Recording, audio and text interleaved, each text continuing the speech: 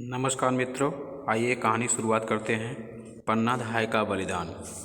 चित्तौड़गढ़ के इतिहास में जहां पद्मिनी के जौहर की अमर गाथाएँ, मीरा के भक्तिपूर्ण गीत गूंजते हैं, वहीं पन्नाधाय जैसी मामूली स्त्री की स्वाभिभक्ति की कहानी भी अपना अलग स्थान रखती है।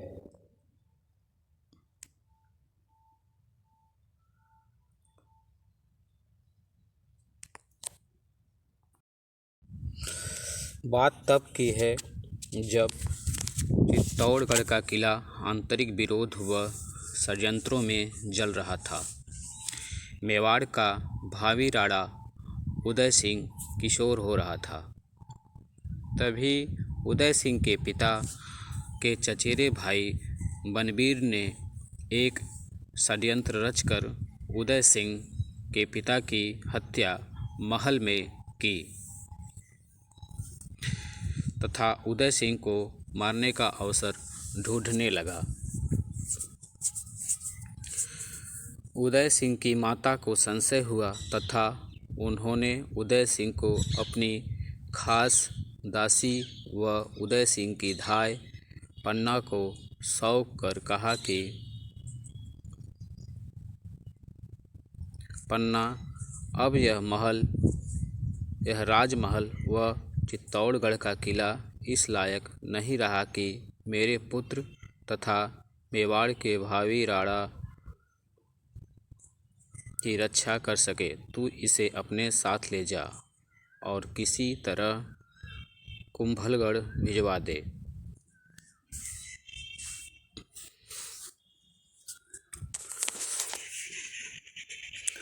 पन्नाधाय राणा सांगा के पुत्र राणा उदय की धाय माँ थी।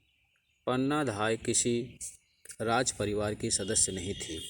वह अपना सर्वस्व स्वामी को अर्पण करने वाली वीरांगना पन्नाधाय का जन्म कमेरी गांव में हुआ था।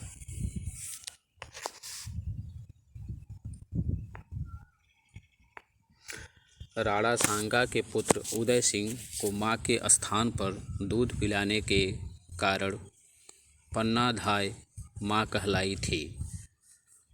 पन्ना का पुत्र चंदन और राजकुमार उदय सिंह साथ साथ बड़े हुए थे।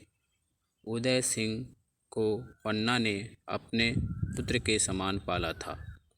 पन्नाधाय ने उदय सिंह की मां रानी कर्मावती के सामूहिक आत्मबलिदान द्वारा स्वर्गारोहण पर बालक की परवरिश करने का दायित्व संभाला था।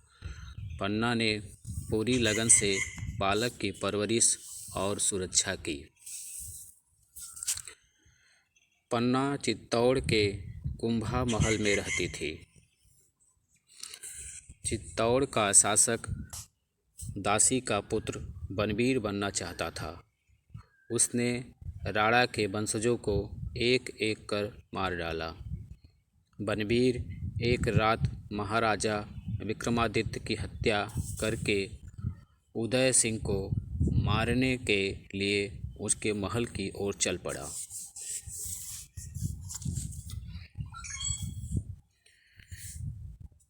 एक विश्वस्त सेवक द्वारा पन्नाधाय को इसकी पूर्व सूचना मिल गई।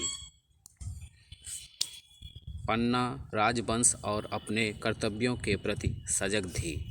वह उदय सिंह को बचाना चाहती थी। उसने उदय सिंह को एक बांस की टोकरी में सुलाकर उसे झूठी पत्तलों से ढककर एक विश्वास पात्र सेवक के साथ महल से बाहर भेज दिया।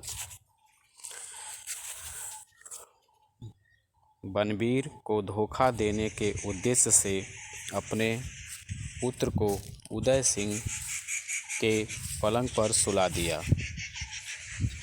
बनबीर रक्त रंजित तलवार लिए उदय सिंह के कक्ष में आया और उसके बारे में पूछा। पन्ना ने उदय सिंह के पलंग की ओर संकेत किया, जिस पर उसका पुत्र सोया था। बनबीर ने पन्ना के पुत्र को उदय सिंह समझकर मार डाला। पन्ना अपनी आँखों के सामने अपने पुत्र के वध को अविचलित रूप से देखती रही। बनबीर को पता न लगे इसलिए वह आंसू भी नहीं बहा पाई।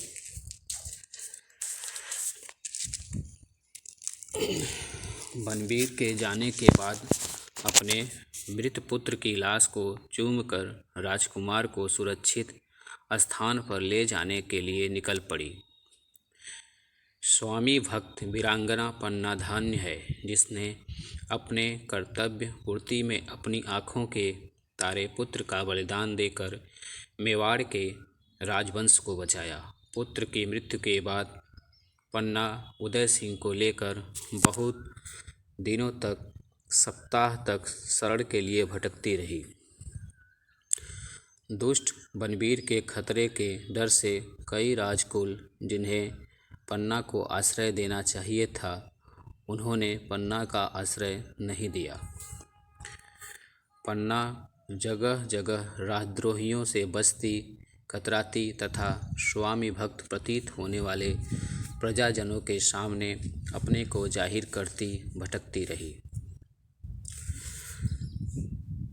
कुंभलगढ़ में उसे यह जाने बिना कि उसकी भवितव्यता क्या है शरण मिल गई। उदय सिंह किलेदार का भांजा बनकर बड़ा हुआ। 13 वर्ष की आयु में मेवाड़ी उमराव ने उदय सिंह को अपना राजा स्वीकार कर लिया और उसका राज्याभिषेक कर दिया। उदय सिंह 1542 में मेवाड़ के वैधानिक महाराणा बन गए। मित्रों, यह कहानी पसंद आई हो तो मेरे चैनल को आप लोग अवश्य सब्सक्राइब कीजिए, लाइक कीजिए और शेयर कीजिए। धन्यवाद।